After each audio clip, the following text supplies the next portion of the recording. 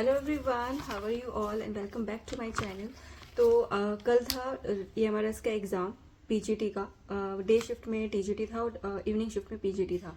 ठीक है, तो कोशिश मेरी यही थी कि मैं कल ही सेम डे लाइक शाम को आके और मैं एग्ज़ाम का रिव्यू डाल दूँ, बट मैं शाम को घर ही पहुंची हूँ अराउंड 9:30 PM। तो उस टाइम फिर हालत नहीं थी बिल्कुल भी कुछ करने की।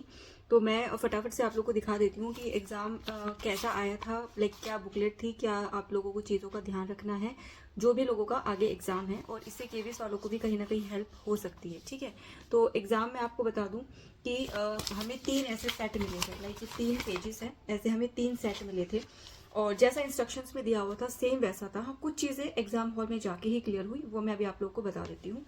तो एक तो हमें जो है अलग से ये मिला था, ऐसा कुछ EMR सॉरी OMR के लिए शीट, जिसमें हमें OMR के क्वेश्चंस थे। ठीक है, ये इस तरीके से इसमें 40 आपके MCQs दिए हुए हैं। ठीक है, इसी के अंदर जैसे ये सील लगा हुआ है, इसी के नीचे जैसे ही आप इसको हल्का सा उठाओगे विदाउट ब्रेकिंग द सील, तो यहाँ पे आपको इस पेज के जस्ट बैक साइड आपको मिल जाता है OMR फिल करने की शीट।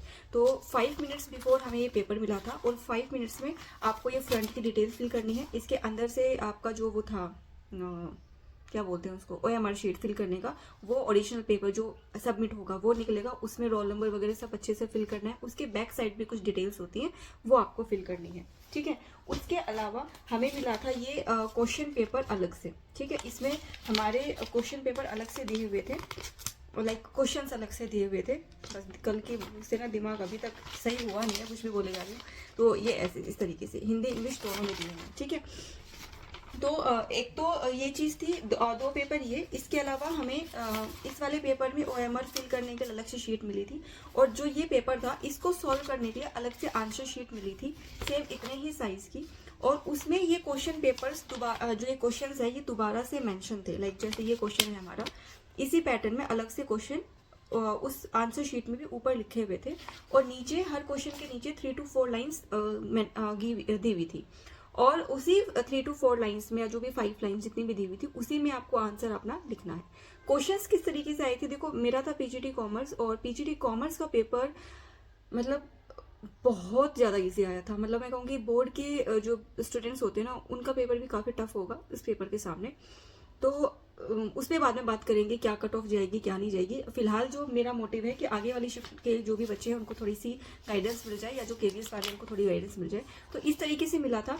क्वेश्चंस किस तरीके से आए थे कि सारे क्वेश्चंस थे 4 मार्क्स के। ठीक है, टोटल 15 क्वेश्चन ही आए हैं इसमें, और सारे आपके 4 मार्क्स के हैं। लेकिन किस तरीके से हैं, जैसे अगर आप देखेंगे ये फर्स्ट क्वेश्चन है, तो ये first question in total 4 marks का है, लेकिन 2 पार्ट्स में डिवाइड कर दिया, और यहाँ पे लिखा हुआ है कि each part consist of 2 marks. ठीक है, इसके अलावा और एग्जांपल देती हूँ मैं। थर्ड क्वेश्चन अगर आप देखोगे, थर्ड क्वेश्चन ये है, इसका सॉल्यूशन बहुत छोटा सा है, लेकिन कितने मार्क्स का है, प्रॉपर 4 मार्क्स का। और आगे मैं आपको बताती हूँ।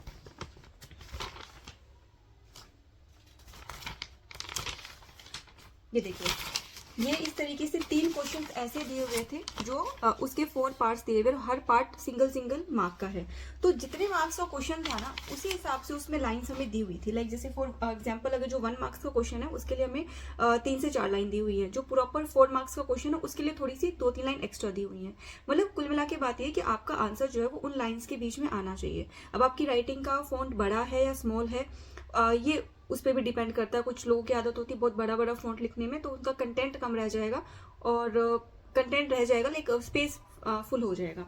तो जो मेन चैलेंज था वो यही था कि आपको लिमिटेड स्पेस में, और बहुत ज़्यादा लिमिटेड स्पेस था, इतने की उम्मीद नहीं थी कि इतना कम स्पेस मिलेगा, बट उतने में ही आपको अपना आंसर करना था। ठीक है, तो ये इन चीज़ों का ध्यान रखना। बाकी अगर मैं बात करूं कि केवीएस में इससे मिलता जुलता कितना आ सकता है, तो देखो हम इस चीज़ पर रिलाई नहीं कर सकते। उसकी जो इंस्ट्रक्शंस आएंगे एडमिट कार्ड में, उसके हिसाब से हम देखते हैं कि क्या गाइडलाइंस मिलती है। हो सकता है यही वाला पैटर्न केवीएस भी फॉलो करे, लेकिन दोनों की जो कंडक्टिंग बॉडी है वो दोनों डिफरेंट है। EMRS की कंडक्टिंग बॉडी अलग है, और जो केवीएस है उसको CBSE कंडक्ट करवा रहा है। तो हो सकता है पेपर सेम आ जाए, हो सकता है पेपर के कुछ जो पैटर्न है वो चेंज मिले, लेकिन EMRS का मैंने आप लोगों को बता दिया है। तो जिनकी भी आगे की शिफ्ट है, ऑल द बेस्ट। और देखो पेपर हमारी शिफ्ट का बहुत ईजी आया था, मे बी बाकी सब्जेक्ट्स का टफ आया हो, अभी ज़्यादा लोगों से बात नहीं हुई। और कल जो अच्छी चीज़ हुई ये हुई कि मुझे मेरे ही जो रूम था, एग्ज़ाम हॉल था, उसमें मेरे 2 व्यूअर्स मिले और मुझे बहुत अच्छा लगा उनसे मिलके।